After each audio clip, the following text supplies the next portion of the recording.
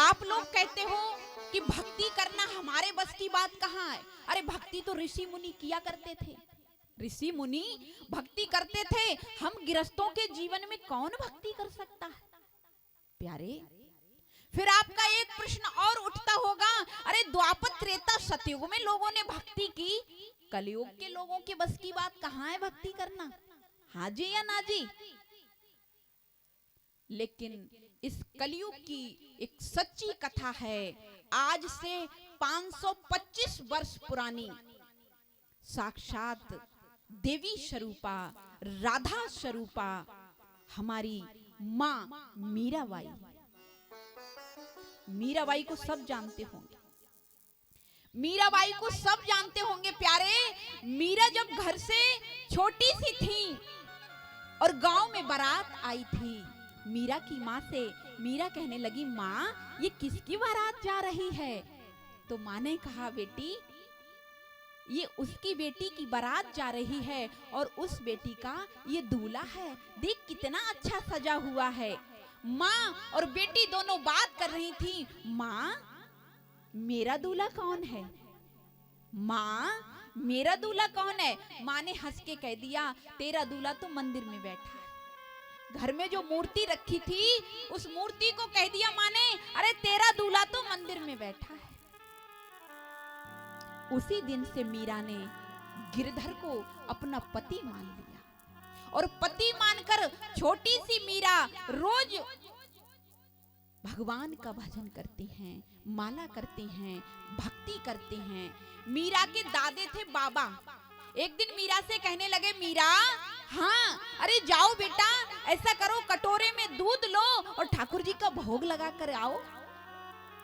मीरा ने शाम के समय कटोरे में दूध किया और ठाकुर जी के आगे लेके पहुंच गई और ठाकुर जी के आगे रख दिया। छोटी सी मीरा भगवान से विनती कर रही हैं, अगर तुमने आज दूध नहीं पिया ना, ए गोपाल अगर तुमने आज दूध नहीं पिया तो शाम का भोजन मैं नहीं करूंगी। मेरे गिरधर गोपाल मीरा की सरलता को देखकर प्रकट हो गए और प्रकट होकर कटोरे का दूध पी गए। कटोरे का सारा दूध पी गए और मीरा ने कटोरा उठाया और ले जाकर के दादू के पास बैठ गई। दादू बोले, मीरा तुमने बहुत समय लगा दिया। तो मीरा कुछ नहीं बोली। अरे मीरा वो दूध लेकर आई हो ना प्रसाद वाला, वो सारे दूध में मिला लो, सब दूध को प्रसाद बना लो। मीरा हंसने लगी, कहने लगी, दादू दूध कहाँ है। दूध? हाँ। बोले, तुम दूध पिलाने ठाकुर जी को नहीं गई, भोग नहीं लगाया। लगा दिया,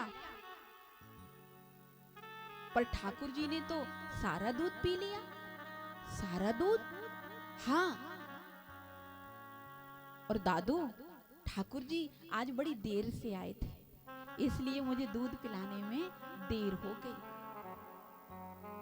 प्यारे दादू एकदम रो पड़े और रो के कहा, जिस गिरधर की मैं तपस्या करता रहा, रोज भोग लगाता रहा, रोज प्रसाद बांटता रहा और मेरे बाल सफेद हो गए, आज तक गोविंद ने मुझे दर्शन नहीं दिया और मेरी छोटी सी मीरा को दर्शन दे के चला गया। दादू सब समझ गए, मीरा मेरी कोई साधारण लड़की नहीं है, ये तो मेरे घर में साक्षात देवी आई है। धीरे धीरे मीरा बड़ी होने लगी और मीरा 17 से 18 वर्ष की अवस्था में पहुंच गई। भगवान की नित्य भक्ति करती हैं। मीरा के जीवन में कोई न कोई चमत्कार आए दिन होता ही रहता था। मीरा के माता पिता से कहा कि मीरा की शादी कर दो, लेकिन जब मीरा की शादी की बात आई तो मीरा के जो दादा थे, दादू, वो मृत्यु को प्राप्त हो गए थे। अब मीरा के दिल की बात घर में कोई समझने वाला नहीं है। प्यारे, खग की भाषा खग ही समझे, भक्त की भाषा भक्त ही समझे, मूर्ख की भाषा मूर्ख ही समझे, क्योंकि विद्वान नहीं समझ सकता है मूर्ख की भाषा। इसी प्रकार से मीरा रो रही हैं। अरे मेरा पति तो मेरा गिरधर है और लोग मेरे विवाह की बात कर रहे हैं। अब मेरे दादा तो रहे नहीं, दादा की तो मृत्यु हो गई। अब मैं इन घर वालों को कैसे समझाऊं कि मैं विवाह नहीं करूंगी। मीरा की माँ मीरा के पास गई और कहने लगी, बेटी विवाह कर लो। मीरा ने कहा, माँ मैं विवाह कर लूं? अरे बेटी हाँ तुम विवाह कर लो। माँ याद नहीं है तुम्हें? अरे तुम्ही ने तो कहा था कि तेरा तो गिरधर पति है और मैंने तो उसी दिन से गोविंद को अपना पति मान लिया और आज तुम कह रही हो विवाह कर लूं। माँ शांत हो गई, फिर अपने कक्ष में चली गई। लेकिन मीरा के ताऊ और ताई जो थे मीरा के माता पिता को ताना मारने लगे। अरे तुमने कैसी बेटी को जन्म दिया है जो तुम्हारी बात नहीं मान रही है? अगर मेरी बेटी होती ना तो सूली पे चढ़ा देता। यही कहते ना कलयुग के लोग, हाजी या नाजी। मेरी बेटी होती तो सूली पे चढ़ा देता। अरे तेरी बेटी तेरी बात नहीं मान रही है। अब तो माता पिता रो रहे हैं, क्या करूं? पिताजी ने फिर माता से कहा, जाओ एक बार मीरा को फिर समझाओ। मीरा की मां गई और मीरा से हाथ जोड़कर कहने लगी, बेटी अगर तू विवाह नहीं करेगी तो ये संसार के लोग मुझे जीने नहीं देंगे। बेटी गिरधर तेरा पति है, लेकिन ये संसार के लोग क्या समझेंगे कि तेरा गिरधर पति है? अरे तूने मेरी कोख से जन्म लिया है, 5 तत्व से बनकर आई है, बेटी तुझको विवाह करना पड़ेगा। मीरा ने जब माँ की आंखों में आंसू देखे तो मीरा कहने लगी, माँ ठीक है, जब तुम्हारे दिल पर ठेस लग रही है तो मैं विवाह कर लूंगी। जाओ कह दो पिताजी से कर दे मेरा विवाह, रचा दे मेरी शादी। मीरा की माँ आई और माँ आकर के पिताजी से बोली, जाओ कर दो मेरे मीरा की शादी। आज मेरी बेटी ने मुझसे कह दिया, माँ कर दो मेरा विवाह। विवाह की तैयारियां होने लगी। जाकर के चित्तौड़ से बारात आने लगी। मीरा के आंगन में बधाई बज रही है और मीरा का विवाह होने की तैयारी होने लगी। सभी मीरा की बारात आई, मीरा की विवाह किया और माँ ने, पिता ने, ताऊ ताई सभी परिवार कुटुंब कमीला ने मीरा की विदा कर दी और मीरा अपने ससुराल चली। लेकिन जब मेरी माँ मीरा ससुराल को जा रही हैं तो रो रही हैं कि हे गोविंद, मैंने तेरी शरण ली है ना, मेरी लाज अब तेरे हाथ है, मेरी लाज अब तेरे हाथ है। जैसे ही मीरा ने अपने घर के आंगन में कक्ष में प्रवेश किया, सास ननद सभी प्रेम से अपनी बहू को गृह प्रवेश करा के अंदर लाई। आंगन में बधाइयां बज रही हैं। रात का समय आया, मीरा अपने कक्ष में गई। मीरा के पति मीरा के कक्ष में पहुंच गए। प्यारे, अगर कोई नारी, अगर कोई स्त्री पहली बार घर में आई हो और आकर के जैसे ही सुहाग रात का समय हो और अपने पति से कह दे कि मुझको स्पर्श मत करना, तो पति की क्या हालत हो जाएगी। मीरा हिचकियों से रो रही हैं। मीरा के पति ने देखा मीरा रो रही है। मीरा मीरा मीरा ने जब अपने प्रभु पति के रूप में आए हुए पर जब नजर डाली तो मीरा की आंखों से आंसुओं की धार बह रही है। मीरा तुम रो रही हो, क्यों क्यों रो रही हो मीरा? लेकिन मीरा कुछ बता नहीं पा रही। कैसे कह दें कि मेरा तो गिरधर पति है और मेरी शादी जबरदस्ती आपके साथ कर दी गई। प्यारे, कई लोग कहते हैं कि मीरा मीरा के लिए जब जहर का प्याला दिया गया तो मीरा के पति ने दिया। हाजी या नाजी, आज जरा ध्यान से सुन लेना, इस संशय को मिटा देना। मीरा के पति ने मीरा के लिए जहल का प्याला नहीं दिया था। मीरा ने जब नजर डाली तो पति कहने लगे, मीरा तुम क्यों रो रही हो? लेकिन मीरा के आंसुओं की धार ने सारा संकेत कर दिया। पति ने एकदम मीरा के आगे हाथ जोड़कर कहा, मीरा तुम बिल्कुल मत रो, मैं सब समझ गया हूं, लेकिन एक बात तुमको ध्यान रखनी पड़ेगी कि कक्ष में पर्दे के पीछे हम और आप एक गुरु और शिष्य की तरह रहेंगे, लेकिन इस संसारियों के सामने पति पत्नी की तरह रहेंगे। क्यों? अगर पति पत्नी की तरह इन संसारियों के सामने नहीं रहेंगे ना, तो ये बातें बना बनाकर इतिहास रचाएंगे। मीरा ने एकदम गिरधर को प्रणाम किया और कहा, मोहन तू मेरी ससुराल में भी आ गया। अरे ना जाने किस रूप में नारायण मिल जाए, तू पति के रूप में भी मुझे मिल गया। मीरा को उसी दिन पता चल गया कि गिरधर तू मेरे साथ है। मीरा प्रेम से पति के आंगन में रहती हैं, पर्दे के पीछे दोनों गुरु और शिष्य हैं। मीरा के पति ने मीरा को गुरु बनाया था, गुरु खुद शिष्य बन गए थे, और जब पर्दे के सामने आते थे, सास ससुर माता पिता घर के आंगन में आते थे, तो पति पत्नी जैसे लगते थे। कोई नहीं कह सकता था कि ये गुरु और शिष्य हैं। धीरे धीरे समय व्यतीत हुआ और एक दिन मीरा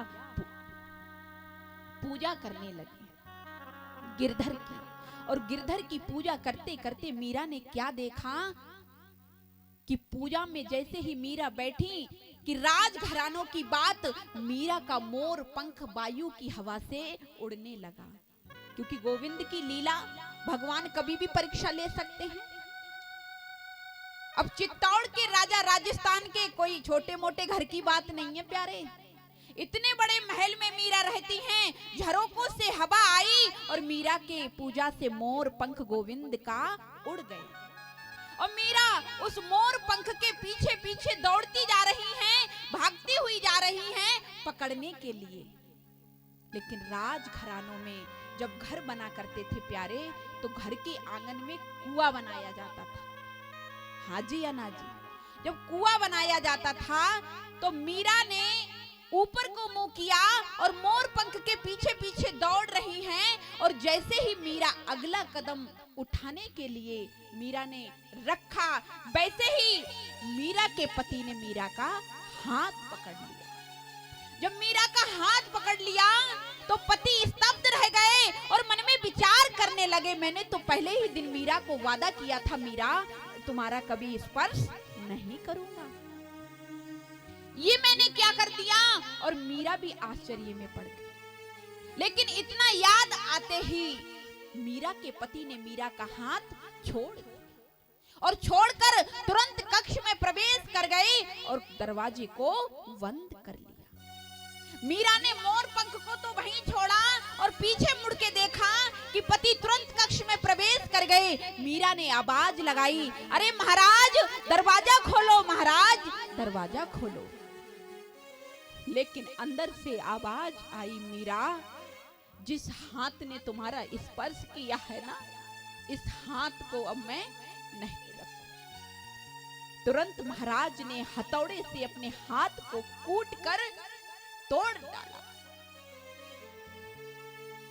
लेकिन मीरा रो रही है, प्रभु अरे महाराज मेरी बात तो सुनो, तुमने कोई काम वासना से मेरा हाथ नहीं पकड़ा था, तुमने कोई काम वासना से मेरा हाथ नहीं पकड़ा था, अरे तुमने तो मुझे बचाने के लिए ही तो मेरा हाथ पकड़ा था। कुंडी खोलो महाराज। लेकिन राजा ने कहा कि जब मीरा इतनी बड़ी बात बोल रही हैं, तो मैं अपना मुख अब मीरा को नहीं दिखाऊंगा।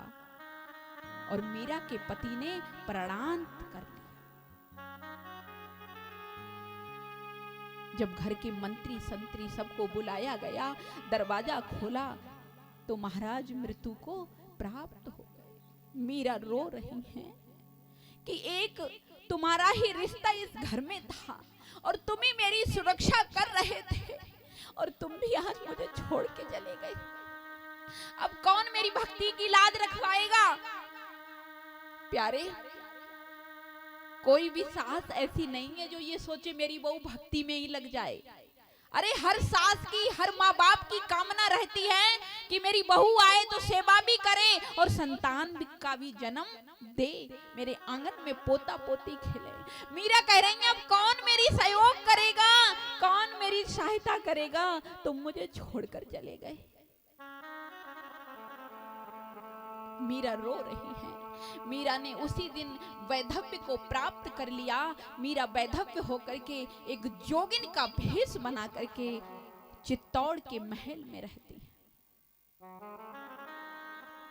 प्यारे, मीरा जब भक्ति करने लगी, मीरा के पद पर लोग आज डिग्रियां करते हैं, पीएचडी करते हैं मीरा के एक एक पद पर, लेकिन मीरा पढ़ी लिखी नहीं थी। मीरा पढ़ी लिखी नहीं थी। जब देखा, जब पति नहीं रहे तो पति के बाद देवर को गद्दी प्राप्त हो गई। जब देवर को गद्दी प्राप्त हो गई, देवर ने ढिढोरा पिटवा दिया, कोई भक्ति नहीं करेगा। और अपनी पत्नी से कहा, जाओ मीरा से कह दो अगर महलों में रहना चाहती है तो भक्ति से बाहर, और भक्ति में रहना चाहती है तो महलों से बाहर। देवरानी आई, जिज्जी राजा का आदेश है, आप भक्ति में रहना चाहती हैं तो महलों से बाहर, और महलों में रहना चाहती हैं तो भक्ति से बाहर। मीरा हंसने लगी, ठीक है जैसा राजा का आदेश। फिर राजा ने एकदम संकेत किया कि एक बार फिर कह दो कि भक्ति से दूर हो जाए, लेकिन मीरा नहीं मानी। जहर का कटोरा मंगा करके, और मीरा के देवर ने मीरा को जहर दिया था। मीरा के देवर ने मीरा को जहर भेजा था प्यारे, क्योंकि जो राणा नाम है ना, राणा, ये राणा जो है ये मीरा के कुल का गोत्र का नाम है। इसलिए जिसको गद्दी प्राप्त होती है, जो गद्दी पे आता है उसी को राणा कह के बुलाते हैं। जैसे देखा होगा, प्रधान जी का पद मिल जाए तो भूतपूर्व प्रधान जी भले नहीं हो और पूर्व प्रधान जी आ जाएं, तब भी पीछे वालों को भी प्रधान जी कह के ही बुलाया जाता है। इसी प्रकार से मीरा के देवर ने मीरा को जहर का प्याला भेजा, और मीरा घुट घुट उस जहर के प्याले को पी गई, लेकिन मीरा पर जब कोई असर नहीं हुआ तो फिर रत्ना ने आदेश दिया, जाओ मीरा ऐसे मानने वाली नहीं है, और इससे कह दो कि महलों से बाहर, और भक्ति में रहती है तो महलों से बाहर हो जाए। मीरा ने तो कह दिया, कोई रोके ना कोई टोके, मैली बानी हो गई लोगों। मीरा ने कहा, प्यारे कोई रोके ना कोई टोके, मैं दीवानी हो गई लोगों। सास कहे मीरा भई बाबरी, लोग कहें कुल नासी। अरे ये तो नाश करने के लिए आई है। चित्तौड़ के लोगों से मीरा ने कह दिया, कह देना अपने राजा से, कह देना उस राणा से, हो राणा जी तेरे महलों में आग लगे। क्यों? अरे कोई अगर इस तरह से बोलकर चला जाए तो क्या होगा? अगर तुमसे कोई कह दे कि तुम्हारे महल में आग लग जाए, भैया 2-4 घंटा तो लड़ाई झगड़ा जरूर चलेगा, हाँ जी या ना जी। मीरा ने कह दिया चित्तौड़ के लोगों से, मैं तो वृंदावन जा रही हूं। जिस दिन से मां मीरा ने वृंदावन की डगर पकड़ी और वृंदावन को आ गई, लेकिन उसी दिन से चित्तौड़ के लोगों पर दुख का पहाड़ टूट पड़ा। प्यारे, अगर आपके घर में कोई भक्त है कोई संत है, कोई आपका बच्चा ही भक्त बन गया है, तो समझ लो ना जाने उसी के भाग्य से आपके घर की सुरक्षा हो रही है।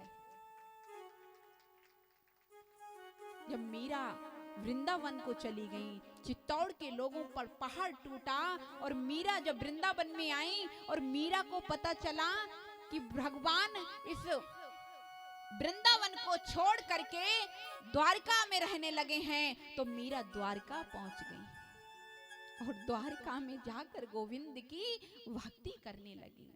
चित्तौड़ के लोगों पर जब दुख का पहाड़ टूट पड़ा, कहीं युद्ध में जाते हैं, हर जगह युद्ध में पराजित होकर के वापस आते हैं। चित्तौड़ के लोगों ने मीरा के देवर जो राजगद्दी पर बैठे हैं, जाकर के हाथ जोड़ के कहा, महाराज तुमने कुछ नोटिस किया है क्या? तुम्हें पता है जिस दिन से देवी मीरा चित्तौड़ को छोड़ के गई हैं, उस दिन से चित्तौड़ के लोगों पर दुख का पहाड़ टूट रहा। कभी हम कहीं जाते हैं, विजयश्री को प्राप्त नहीं करते। चित्तौड़ के राजा रोने लगे, कहने लगे, हाँ, जिस दिन से मीरा चित्तौड़ छोड़कर गई हैं, उस दिन से मैंने ये देखा है कि चित्तौड़ में कोई खुशहाल नहीं रह रहा है। चित्तौड़ के लोगों ने कहा कि चलो हम सब वृंदावन चलते हैं और वृंदावन से मीरा को वापस लेकर आएंगे। चित्तौड़ के लोग सभी वृंदावन आए और वृंदावन में आकर के जब देखा तो पता किया तो मीरा वृंदावन में नहीं है। मीरा कहाँ गई? तो पता चला मीरा द्वारिका चली गई। फिर चित्तौड़ के लोग द्वारिका पहुंच गए मीरा के लिए लेने। मीरा को देखा तो चित्तौड़ के लोग साष्टांग दंडवत करने लगे और मीरा के आगे रो रहे हैं, मीरा अगर तुम चित्तौड़ वापस नहीं गई ना तो चित्तौड़ की फिर लाज बचने वाली नहीं है। मीरा कहने लगी, अब मैं वापस नहीं जाऊंगी। तो चित्तौड़ के लोग मीरा के पैर पकड़ के मीरा के चरणों में गिर पड़े कि तुमको चित्तौड़ वापस चलना ही पड़ेगा। मीरा ने चित्तौड़ के लोगों से कह दिया, ठीक है, जब तुम ज्यादा अनुग्रह विग्रह करते हो तो मैं जरूर चित्तौड़ वापस चलूंगी, लेकिन चित्तौड़ चलने से पहले मैं द्वारकाधीश भगवान से मिलकर के आऊंगी। मीरा मंदिर में प्रवेश कर गई और चित्तौड़ के सभी लोग सीढ़ियों पर बैठ गए। क्यों? इंतजार कर रहे हैं कि मीरा मंदिर से आएंगी तो हम चित्तौड़ लेकर वापस जाएंगे। मीरा मंदिर में प्रवेश कर गई और मीरा ने ठाकुर जी से जाकर कहा, प्यारे अब ये क्यों दिन दिखा रहा है कि हम मुझे फिर चित्तौड़ जाना पड़ेगा? अरे मैं तो तेरे बलबूते पर ही वृंदावन की डगर पकड़ करके आई थी। लेकिन तुरंत मेरे द्वारकाधीश भगवान ने मीरा को अपनी शरण में जगह दे दी और मीरा प्रभु की शरण में समाहित हो गई। लोग सीढ़ियों पर बैठे रहे लेकिन मीरा वापस नहीं। मंदिर का पुजारी आया, सुबह से शाम हो गया, सीढ़ियों पे बैठे बैठे इंतजार कर रहे हैं कब मीरा आए तो चित्तौड़ लेके जाएं। पुजारी आया, मंदिर के पट खोले, देखा और कहा कि मीरा तो मंदिर में नहीं है। जब मीरा का पता चला मीरा मंदिर में नहीं है, पुजारी से पूछा तो कहाँ गई मीरा? तो पुजारी रोके कहने लगा कि हमारी साक्षात कलयुग की देवी मीरा गोविंद के चरणों में समाहित हो गई। प्यारे, ये कलयुग की सच्ची घटना है। हाजी या नाजी, क्या हम भक्ति में आएंगे तो भगवान हमको दर्शन नहीं देंगे? अवश्य दर्शन देंगे, लेकिन कब देंगे? तुझे अपने मन पर विश्वास होना चाहिए, तेरी भक्ति प्रबल होनी चाहिए, तो साक्षात ठाकुर जी तेरे साथ रहेंगे। अगर तुझे विश्वास नहीं है तो फिर ठाकुर जी मिलने वाले नहीं।